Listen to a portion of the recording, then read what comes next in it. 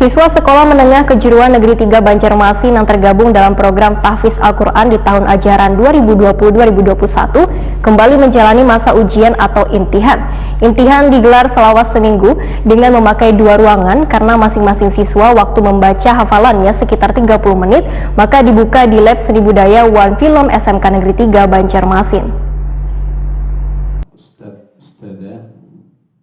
Siswa Sekolah Menengah Kejuruan Negeri 3 Banjarmasin yang tergabung dalam program Tahfiz Al-Quran di tahun ajaran 2020-2021 kembali menjalani masa ujian atau imtihan.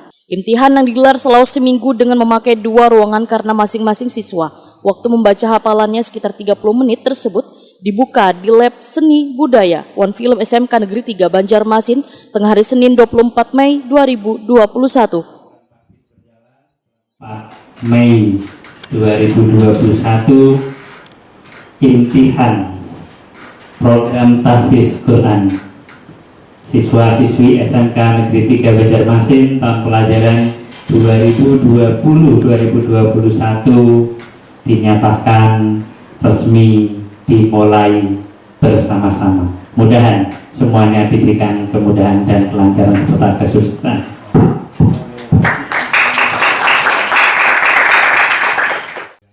Kada hanya guru penguji yang memperhatikan wan mengikuti wayah siswa imtihan menampilkan kemampuan hafalannya. Namun siswa lainnya pun turut pula menjaga hafalan rekannya tersebut baik menggunakan handphone yang ada aplikasi Al-Quran maupun langsung dengan kitab Al-Quran.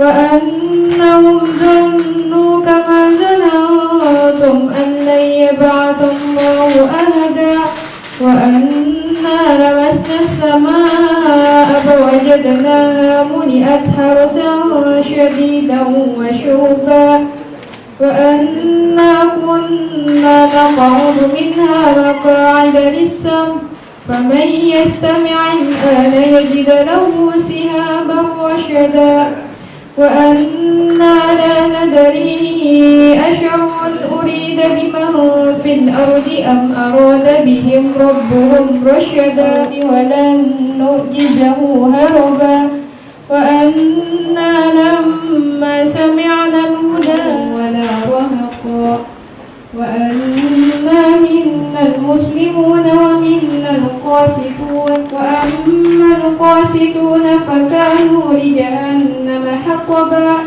wa an law istaqamna tad'u ma'allahi ahada wa annahu lamma qama 'abdullahi yad'u kadu yamliku bihi ahada qul inni la amliku lakum darran wa la rashada qul inni la.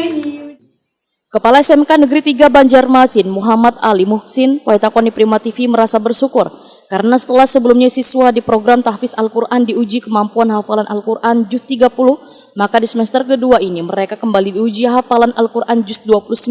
Wan di antara siswa pun ada yang sudah hafal juz 28.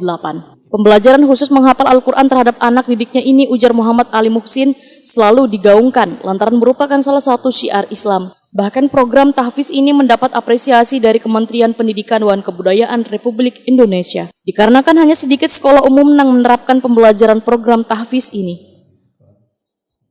Alhamdulillah pada hari ini tetap di nuansa bulan Syawal ini adalah merupakan bagian dari pekan ujian di sekolahan ini ya.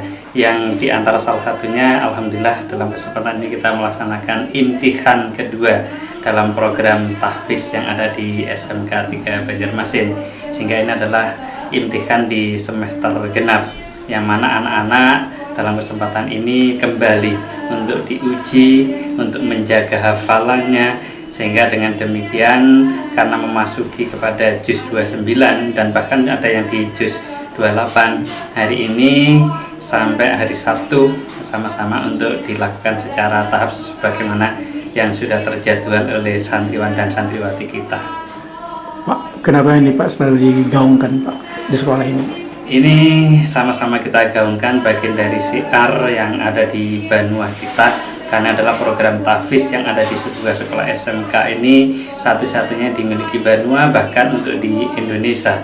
karena ini merupakan piloting yang mana nanti sesuai dengan keinginan dari Kementerian Pendidikan ini menjadi cikal bakal untuk lahirnya SMK Plus Tahfiz di Indonesia. Sementara itu, pengelola program tahfiz SMK Negeri 3 Banjarmasin, Ahmad Rizkon, memandahkan program tahfiz ini selalu dilakukan inovasi untuk memudahkan siswa menghafal Al-Quran. Jika ada metode baru yang dianggap memiliki kelebihan, maka metode tersebut pun dicoba atau ditiru dengan cara dimodifikasi agar bisa diterapkan dalam program tahfiz di sekolah ini. Seperti misalnya dalam waktu dekat ini kita akan mencoba melakukan studi tiru metode AHM yang adanya di Sumatera Selatan, di mana metode ini anak itu selain hafal, dia juga mampu melafalkan ayat-ayat di mana yang kita mau secara acak, ya. Mau dari belakang dia baca ke depan, mau dari tengah ke depan, mereka ada kemampuan itu. Nah, oleh karena itu kita akan melihat, mudah-mudahan nanti kalau memang ini bisa kita terapkan di tempat kita, maka ini akan lebih memberikan kelebihan daripada program tahfiz yang sudah kita laksanakan sekarang.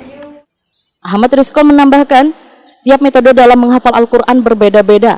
Namun di sekolah ini metode hafalan dimulai dari juz 30, kemudian juz 29, juz 28, wan 27, kemudian ke juz 1.